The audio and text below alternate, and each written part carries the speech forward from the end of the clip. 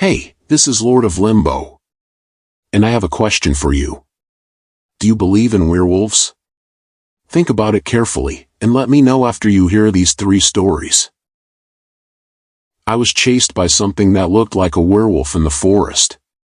My name is Angelo, and I'm a biologist. Most of my work revolves around long, quiet hours in the field, documenting species, studying habitats, and gathering data. I've spent countless nights alone in forests, swamps, and deserts, and I've always prided myself on my rational mind, on trusting what I can see, measure, and explain. But there's one night that I still can't explain. And no matter how many times I try to rationalize it, a part of me knows. I saw something that shouldn't exist. It happened last fall.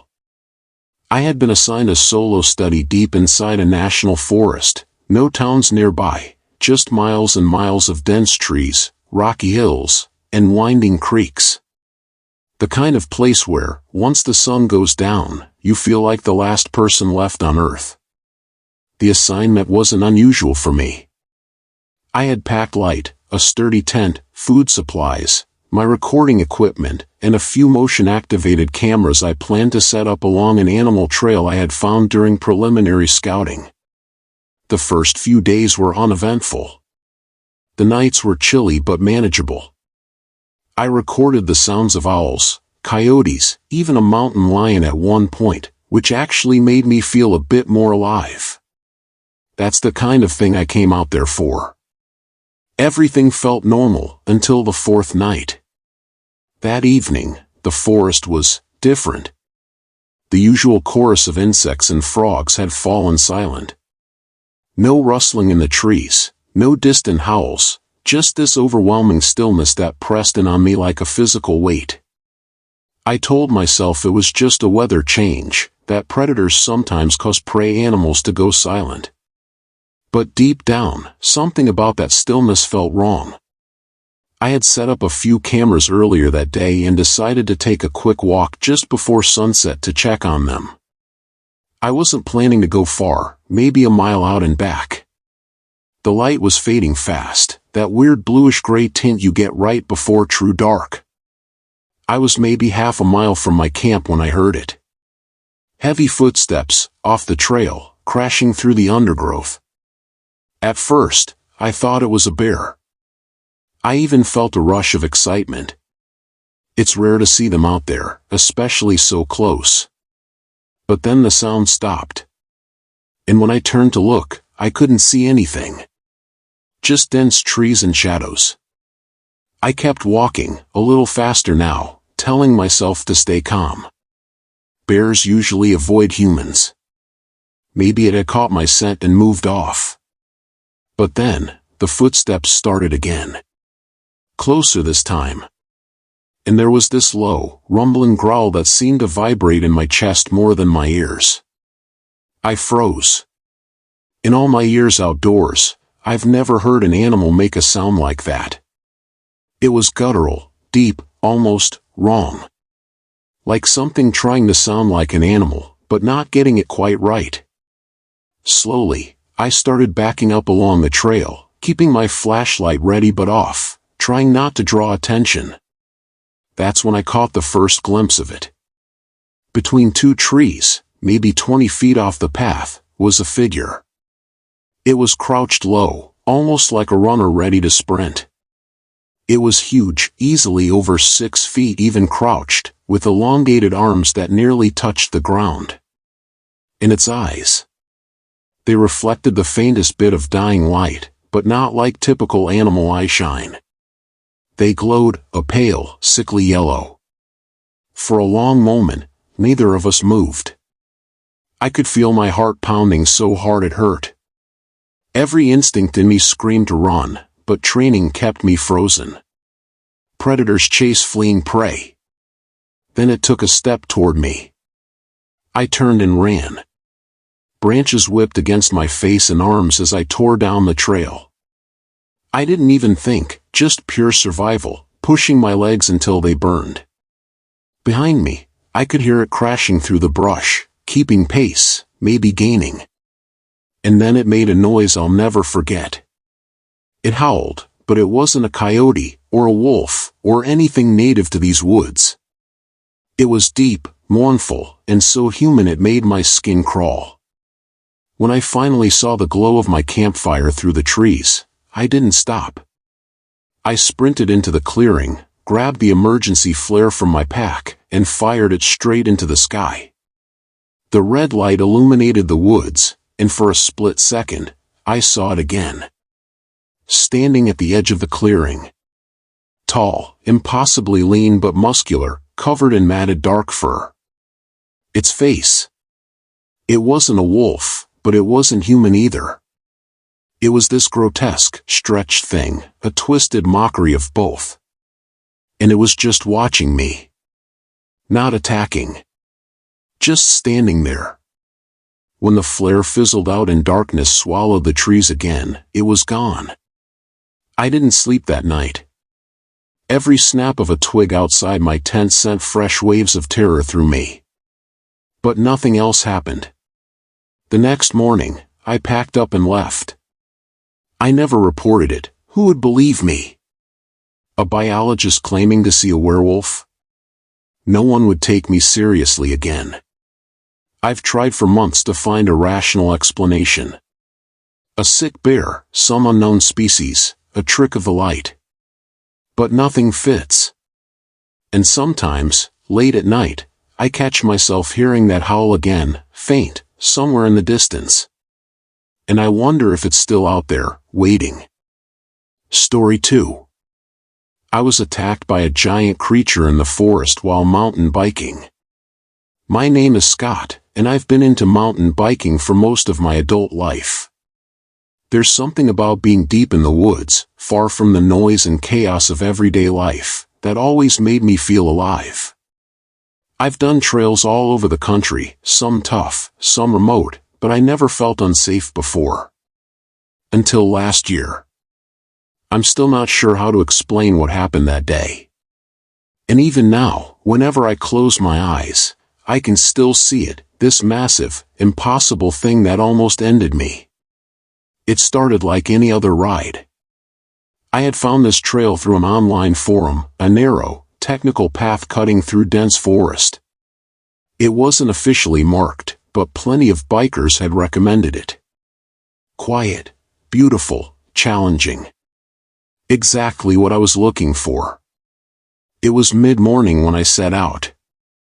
The weather was perfect, cool air, scattered clouds, and the faint scent of wet earth from a light rain the night before. The trail twisted and turned through thick woods, with tall pines and massive old oaks looming overhead. For the first hour or so, it was incredible. Peaceful. I barely saw another soul. Then, somewhere around the 2-hour mark, things started to feel off. It wasn't anything obvious at first. Just a sense that the forest around me had gone strangely silent. The usual sounds, birds, insects, the rustle of small animals, were gone. All I could hear was the faint hum of my tires on dirt and the sound of my own breathing. I slowed down, scanning the trees. Nothing. No movement. No signs of life. And that's when I felt it, this heavy, crushing sense that something was watching me. I tried to shake it off. Maybe I was just spooking myself. I had been riding hard, maybe I was just a little dehydrated, a little on edge. But as I pushed forward, the feeling only got stronger. And then, out of nowhere, something crashed through the trees to my left. I barely had time to react. A massive figure, easily over 2 meters tall, maybe closer to 3, burst out of the forest. I slammed on my brakes and almost flew over the handlebars. This thing. I don't even know how to describe it properly. It was covered in dark, almost black fur. Its arms were absurdly long, thick with muscle, and its hands, if you could call them that, ended in claws the size of steak knives. It wasn't a bear. It wasn't any animal I've ever seen, and I've seen plenty. Its face was something out of a nightmare, wide, flat, with sunken eyes that seemed to glow faintly in the dim light filtering through the canopy. And the worst part was the noise it made, this deep, guttural roar that I felt in my bones more than I heard. Before I could do anything, it charged. I dropped my bike and ran. I didn't even think about it, instinct just took over. I could hear it pounding the ground behind me, every footstep shaking the earth. I sprinted through the trees, dodging branches, jumping over fallen logs, my legs burning with the effort. At one point, I looked back, and I wish I hadn't. It was right there. Maybe 15 feet behind me, moving faster than anything that big should have been able to. Somehow, by pure luck or adrenaline, I spotted a rocky outcrop ahead and scrambled up it, slipping and scraping my hands raw. The creature slowed as it reached the base, glaring up at me. For a few agonizing seconds, it just stood there, breathing heavily, those awful eyes locked onto mine. And then, without warning, it turned and disappeared back into the trees. I stayed up there for what felt like an hour, heart hammering against my ribs, too terrified to move. When I finally climbed down, my legs were shaking so badly I could barely stand. I found my bike, miraculously undamaged, and pedaled out of there as fast as I could, not stopping until I was back at my car. I never reported it. Who would believe me? A giant monster in the woods? It sounds insane even saying it out loud. But it happened. I know what I saw. And whatever that thing was, it wasn't supposed to exist. Now, every time I head into the forest, even on the safest trails, a part of me is always listening, always waiting, for that crushing silence, that feeling of unseen eyes. Because deep down, I know it's still out there. And next time, I might not be so lucky. 3 story. I saw something terrifying outside my cabin in the forest. My name is Helena. I'm a professional photographer specializing in landscapes and wildlife. For the past several years, I've spent countless nights deep in forests, mountains, and deserts, trying to capture the raw beauty of nature. It's something I love, being far away from everything, disconnected from the world. I've gotten used to sleeping outdoors. Usually, I either pitch a small tent or, when the weather allows, build simple wooden cabins that I can use for a few days. It's not uncommon for me to stay out there alone for a week or more. I've had some strange moments before, hearing coyotes howl nearby, spotting bears from a distance, but nothing that ever made me feel unsafe. Until this one night. I had traveled to a particularly remote area, deep in a forest that stretched for miles with no signs of civilization. The trees were dense, tall, and ancient. The air smelled of pine and damp earth, and during the day, the place felt almost magical. I spent hours photographing the streams, the moss-covered stones, the way the sunlight filtered through the thick canopy. By late afternoon, I found a flat, sheltered area near a cluster of large boulders, perfect for setting up my cabin. It was nothing fancy, just a basic frame covered with tarp and some branches to blend into the environment. Enough to keep me dry and shielded from the wind. That evening, I made a small fire, ate a quick meal, and reviewed some of the shots I had taken. Everything was calm. The familiar sounds of crickets and frogs filled the night. It was peaceful, like so many nights before. I eventually drifted off to sleep, curled up inside my sleeping bag, with my camera gear packed safely beside me. Sometime in the middle of the night, I woke up. At first, I wasn't sure what had disturbed me. There were no sounds, no movement, no wind. Just this heavy, oppressive silence pressing against the thin walls of my shelter. I lay there, holding my breath, listening. And then I heard it. A soft but deliberate crunch of footsteps on the forest floor, slow, measured, heavy. Something was moving just outside my cabin. I froze. In all my years of outdoor photography, I had never felt this kind of fear before. Every instinct in my body screamed at me not to make a sound. I slowly turned my head toward the side of the cabin where the noise was coming from. Through a small gap in the tarp, illuminated faintly by the pale moonlight, I saw it. A silhouette, massive, hulking, moving past. It wasn't a bear. It wasn't a moose or any other animal I could recognize. It looked wrong. Its shape was humanoid, but distorted. Broad shoulders, long arms that swung slightly as it walked, a head with pointed ears and an elongated snout. It looked exactly like the werewolves you see in movies. For a few agonizing seconds, it passed by, no more than a few feet from where I lay. I didn't move. I didn't breathe. My heart was pounding so hard I thought it would explode. I just watched, paralyzed, as it continued past the cabin and disappeared into the darkness between the trees.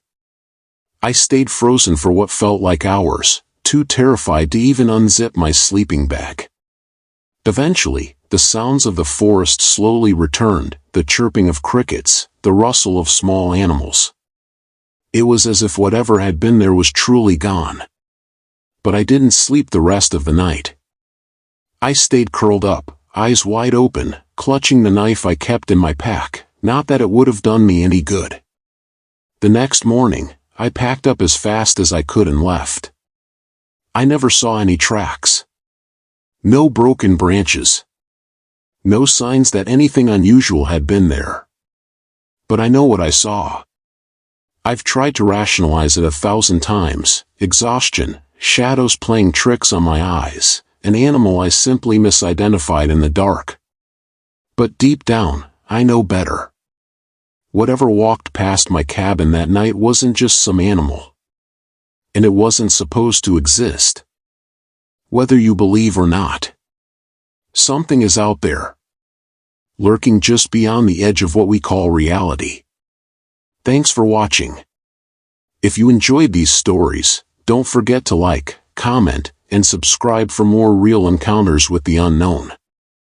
Until next time, stay safe, and stay in the light.